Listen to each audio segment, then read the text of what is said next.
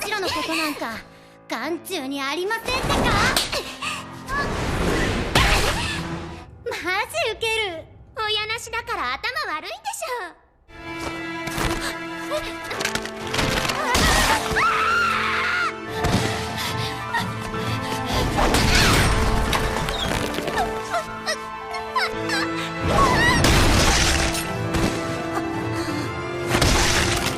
私が弱いのがいけなかったんだ。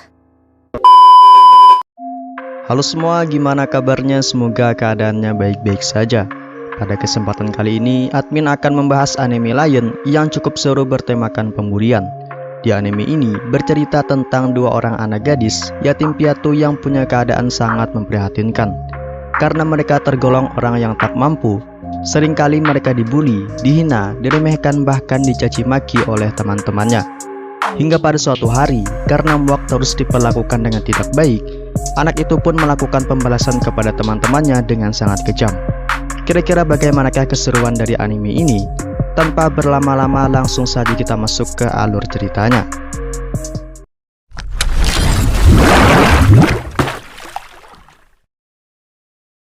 Di awal cerita, adegan dimulai dengan diperlihatkannya dua orang anak gadis yang sedang dibully oleh beberapa anak laki-laki. Kedua gadis tersebut merupakan yatim piatu yang bernama Fuka dan juga Rene. Saat itu, Fuka mencoba mencari penghasilan tambahan untuk panti asuhannya. Akan tetapi, ia malah dihalang-halangi oleh beberapa anak laki-laki di sana. Fuka pun mencoba melawan mereka. Walaupun mengalami babak belur, tapi akhirnya mereka berdua berhasil kabur. Dijelaskan, Fuka dan Rene punya kepribadian yang berbeda, di mana Fuka punya sifat tak ingin kalah dan ingin terus melawan siapa saja yang merendahkan dirinya ataupun temannya. Sementara Rini punya sifat lemah, penyayang, dan juga penakut. Setelah itu, scene lalu berpindah kepada Fuka yang telah beranjak remaja. Saat itu, dengan seorang diri ia mendatangi beberapa preman yang membuat ia hampir dipecat dari pekerjaannya. Usut punya usut, ternyata preman tersebut seringkali mengganggu dirinya. Karena sudah muak, Fuka pun mencoba melawan mereka. Dengan bermodalkan tinju tangan kosong, Fuka mampu membuat preman-preman itu babak belur.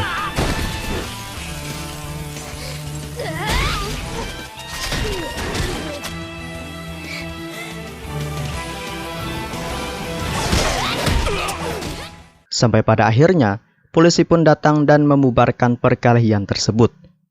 Pagi harinya, dengan tubuh yang dipenuhi luka, tak sengaja Fuka bertemu dengan seorang gadis dan berniat memukulnya. Tak disangka gadis tersebut berhasil menahan pukulan Fuka. Sampai pada akhirnya Fuka pun pingsan. Kemudian Fuka pun dibawa ke rumah sakit oleh gadis tersebut. Ketika ia sudah sadar, hal tak menyenangkan pun menghampiri Fuka. Saat itu bosnya mengetahui perkelahian Fuka kemarin, langsung memecat Fuka. Fuka pun merasa sedih dan tak tahu lagi harus tinggal di mana. Walaupun bos tersebut memarahi Fuka dengan kejam, namun ia tak melawannya sedikit pun. Bahkan walaupun cuma sebentar, Fuka sangat berterima kasih kepada bosnya karena telah memberinya pekerjaan. Saat Fuka sudah pasrah dan tak tahu lagi harus apa, seorang dokter pun memberikan surat kepada Fuka. Ternyata surat itu berasal dari gadis kemarin yang memintanya untuk bertemu. Gadis tersebut bernama Enhard. Pada keesokan harinya, Fuka pun pergi ke tempat gadis tersebut yang berada di sebuah gym bernama Nakajima.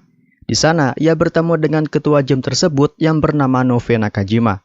Selain itu, ia juga bertemu dengan beberapa murid Nakajima yang semuanya terlihat seperti anak-anak. Namun jangan salah, walaupun penampilan mereka seperti itu, mereka merupakan seorang petarung atlet yang sangat kuat.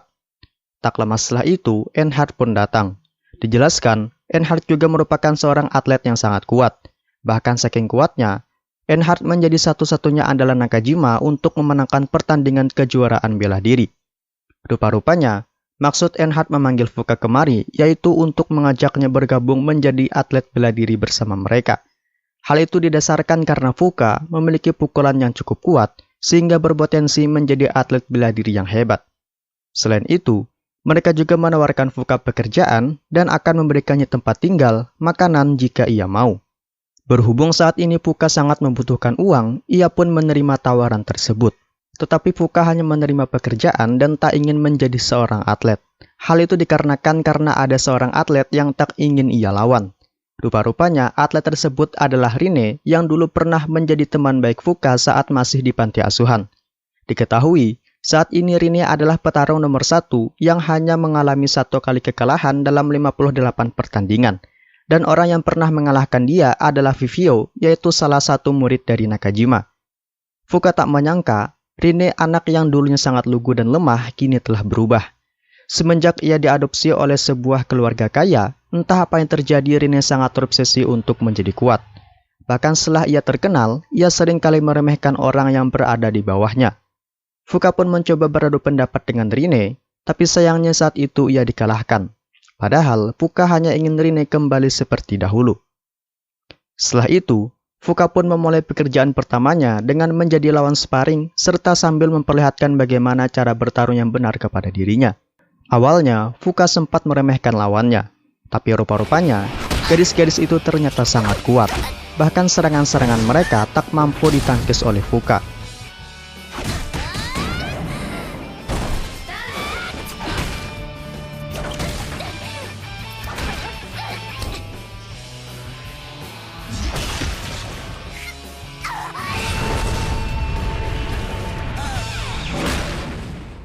Fuka pun cukup kewalahan menghadapi mereka. Tapi karena Fuka orangnya pantang menyerah, Fuka pun memutuskan untuk bertanding lagi. Kali ini lawannya adalah Vivio, orang yang pernah mengalahkan Rine. Awalnya Fuka cukup kewalahan menghadapi serangan-serangan Vivio yang begitu lincah dan kuat.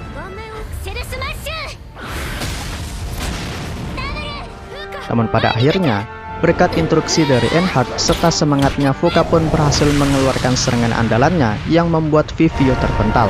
Setelah itu, Fuka pun pingsan akibat terlalu banyak mengeluarkan tenaga.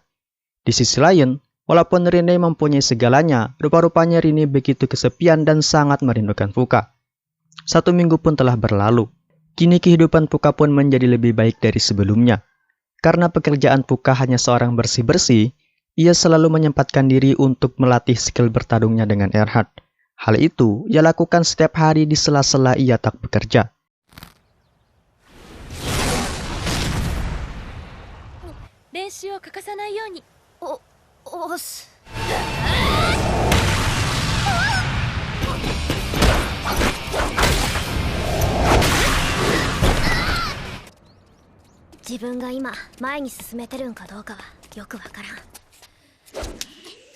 Selain itu, mereka juga memberitahu Fuka tentang sihir yang bisa merubah bentuk tubuhnya menjadi orang dewasa.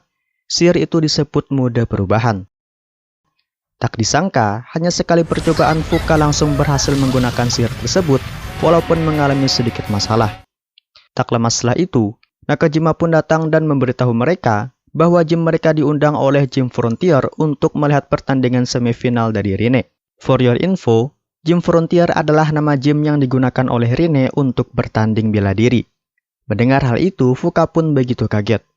Karena undangan tersebut hanya memperbolehkan 3 orang saja, mereka pun memilih Enhart, Vivio, dan juga Fuka untuk menonton pertandingan tersebut dengan harapan semoga masalah Fuka dengan Rine bisa dibicarakan. Setelah itu, mereka lalu menonton sedikit cuplikan pertarungan Rine sambil menjelaskan bagaimana gaya bertarung Rine kepada Fuka. Dijelaskan, Rine adalah seorang petarung yang kuat yang telah memulai debutnya sekitar 2 tahun yang lalu. Saking kuatnya, ia bahkan hanya mengalami 1 kali kekalahan selama karirnya, yaitu saat melawan Vivio. Saat ini, ia sudah menduduki peringkat pertama dalam menjadi atlet petarung usia 15 tahun. Gaya bertarung yang digunakan Rine adalah total fighting yang terus menyerang lawan sejak awal. Selain itu, skill bertarungnya juga tidak main-main. Selain punya ketahanan tubuh yang kuat serta serangan-serangan yang mematikan, Rine juga ahli dalam menggunakan sihir. Bahkan di pertandingan umur 19 tahun, dikatakan tak ada peserta yang punya skill seperti Rine. Akan tetapi, ada satu hal yang membuat mereka bingung. Walaupun Rine sudah banyak memenangkan pertandingan, ia sama sekali tak pernah tersenyum. Bahkan di satu pertandingan, ia pernah membuat lawannya menangis karena seringkali merendahkan lawannya. Dan hal itulah yang menjadi penyebab awal pertengkaran Rine dan Fuka, karena Fuka tak ingin Rine menjadi orang yang semena-mena. Pada keesokan harinya, hari pertandingan semifinal pun tiba. Mereka semua pun lalu pergi untuk menonton pertandingan tersebut. Singkat cerita, tak berselang lama pertandingan itu pun dimulai. Seperti yang dijelaskan oleh Nakajima, ternyata Rene benar-benar petarung yang kuat. Semua serangannya tak ada satupun yang dapat ditangkis oleh lawannya. Sampai pada akhirnya, Rene pun berhasil memenangkan pertandingan tersebut tanpa perlawanan sedikit pun. Mereka semua pun sangat terkejut. Usai pertandingan itu berakhir, Rene pun lalu membuat sebuah pengumuman. Ternyata alasan Rene mengundang atlet dari Gym Nakajima kemari, yaitu untuk meminta Einhard, Miura, dan Vivio supaya bertanding dengannya di pertandingan musim dingin akhir tahun nanti yang menjadi pertandingan terakhir bagi Rene sebagai seorang atlet. Karena tak ingin membuat Rene kecewa, singkatnya mereka pun menerima tantangan tersebut. Ketika hendak pulang, Rene pun kembali menemui mereka untuk mengucapkan terima kasih karena telah menerima tawarannya. Sayangnya, tak lama setelah itu terjadi perdebatan antara Fuka dan Rene. Fuka bertanya mengapa Rene sangat terobsesi untuk menjadi kuat. Selain itu, mengapa Rene seringkali merendahkan orang yang ada di bawahnya? Pertanyaan itu pun mengingatkan Rene dengan masa lalunya yang kelam. Entah apa yang terjadi, Rene pun marah kepada Fuka. Ia mengatakan ia bukanlah orang yang punya nasib baik seperti Fuka, yang selalu dicintai dan disenangi oleh orang-orang di sekitarnya. Alasan dirinya menjadi kuat agar orang-orang tak meremehkannya lagi, serta tak mengambil sesuatu berharga dari miliknya lagi. Setelah itu, Rene pun lalu menantang Fuka untuk bertarung dengannya nanti, beserta semua atlet dari Gym Nakajima. Ia berjanji akan mengalahkan mereka semua serta menghancurkannya. Sejak saat itu, mereka pun mulai melatih diri mereka dengan serius, termasuk Fuka yang nantinya juga akan mengikuti turnamen. Suatu ketika, saat Fuka sedang bekerja, Nakajima pun menghampirinya. Ia berkata apakah Fuka mau mengetahui alasan Rene menjadi seperti sekarang. Tentu saja Fuka pun mengiyakannya. Dijelaskan, Rene merupakan anak adopsi produsen baju terkenal yang sering masuk majalah. Selama mereka mengadopsi Rene, di 4 tahun terakhir hubungan mereka baik-baik saja. Namun entah mengapa, di 2 tahun terakhir ini kepribadian Rene tiba-tiba berubah. Kemudian, adegan pun berpindah ke 4 tahun yang lalu, di mana saat itu Rene dan Fuka masih tinggal di panti asuhan. Ketika mereka berada di sebuah taman, mereka bertemu dengan seorang kakek yang sedang berjalan. Rene sebagai anak yang lugu menyapa kakek tersebut dengan baik. Hal itu pun membuat kakek itu tertarik untuk mengadopsi Rene. Suatu ketika, anak tiri kakek itu lalu datang ke panti asuhan untuk menyampaikan pengadopsian terhadap Rene. Mereka adalah pasangan suami istri yang tak bisa memiliki anak atau dalam istilahnya adalah mandul. Selain itu, mereka juga merupakan orang kaya raya yang memiliki sebuah brand terkenal di perusahaan mereka. Rene pun tampak senang mendengar hal itu. Singkat cerita, Rene pun akhirnya menjadi bagian dari keluarga tersebut. Keluarga itu sangat baik memperlakukan Rene. Selain itu, mereka juga memberikan seragam sekolah kepada Rene agar Rene bisa bersekolah, serta sebuah aksesoris yang sudah terlihat kuno namun masih terlihat bagus. Dengan perasaan gembira, Rene pun lalu menunjukkan barang-barang tersebut kepada si kakek yang saat itu keadaannya sedang tidak baik-baik saja. Walaupun baru sementara bertemu, Rene sangat menyayangi kakek tersebut dan sudah menganggapnya seperti kakeknya sendiri. Si kakek lalu mengatakan, aksesoris yang dipakai Rene adalah murni buatannya sebagai hadiah untuk istrinya dahulu. Dan sekarang, aksesoris itu lalu diberikan kepada anaknya serta juga kepada Rene. Diperkirakan umur dari aksesoris itu sekitar 2 generasi. Merasa benda tersebut adalah benda yang penting, Rene merasa tak pantas untuk memakainya. Namun si kakek mengatakan agar Rene tetap memakainya. Pada akhirnya, Rene pun mau memakainya dan ia berjanji kepada si kakek akan menjaga aksesoris tersebut dengan baik. Di hari pertama ia sekolah, keadaannya tampak baik-baik saja. Teman-temannya sangat senang dengan keberadaan Rene karena ia adalah anak dari seorang brand terkenal. Bahkan setelah 1 tahun sekolah, Rene mampu menunjukkan bakatnya di bidang olahraga, yaitu sebagai pencatat fisik paling kuat di sekolahnya. Namun semakin dirinya terkenal, ada saja beberapa temannya yang tak suka dengan keberadaannya. Saat itu, mereka sengaja mengambil aksesoris berharga milik Rene serta mengatakan hal-hal yang tak baik tentang aksesoris tersebut. Awalnya, Rene meminta benda tersebut agar dikembalikan secara baik-baik. Namun karena mereka tak menuruti perkataan Rene, secara paksa Rene pun mengambilnya kembali dan tak sengaja membuat tangan mereka terluka. Semenjak hari itu, ketiga orang tersebut pun menjadi semakin benci terhadap Rene.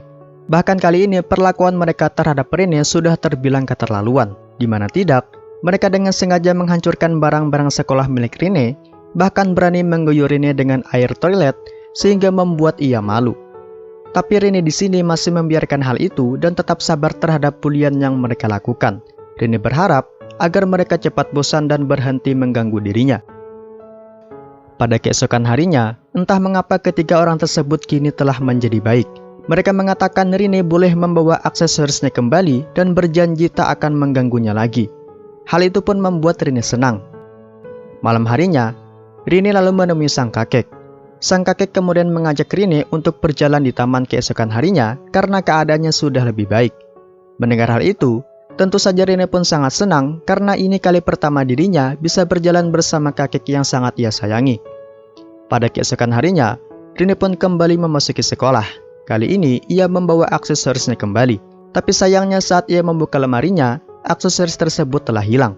Saat ia mencari aksesoris tersebut, ternyata aksesoris itu berada di dalam toilet dalam keadaan yang sudah rusak.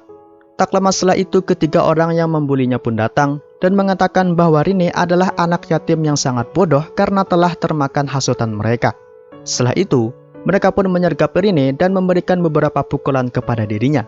Namun di sini Rin masih tetap sabar. Tak lama setelah itu, telepon Rin pun berbunyi. Rin khawatir sesuatu yang buruk terjadi kepada kakeknya. Namun ketiga orang tersebut seakan tak memperdulikan kata-kata Rin dan dengan sengaja menghancurkan teleponnya tersebut.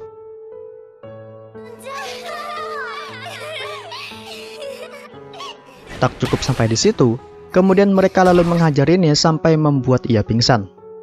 Saat ia sudah sadar, ternyata kekhawatirannya terjadi, di mana saat ia pingsan, sang kakek yang sangat ia sayangi telah meninggal. Hal itu pun membuat Rin begitu sedih. Ia pun berjanji kepada dirinya tak akan menjadi pribadi yang lemah lagi, karena hal itu hanya akan membuat ia kehilangan sesuatu miliknya yang berharga. Pada keesokan harinya, dengan wajah datar Rin pun menemui ketiga orang yang telah membulinya. Tanpa segan ia pun menghajar mereka satu persatu hingga menyebabkan darah bercucuran di wajah mereka. Semua orang pun begitu ketakutan.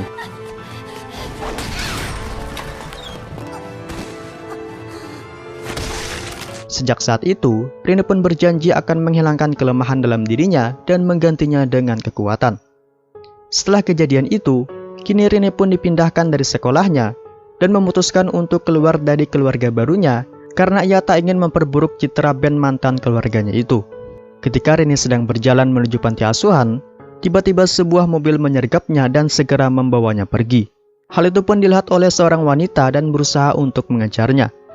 Di suatu tempat, Rin pun dihajar habis-habisan oleh seorang laki-laki. Ternyata, mereka semua adalah keluarga dari teman Rin yang telah ia hajar. Kira-kira bagaimanakah nasib Rin selanjutnya? Jika kalian penasaran dengan kelanjutannya, tetap stay di channel ini dan nantikan di video yang akan datang.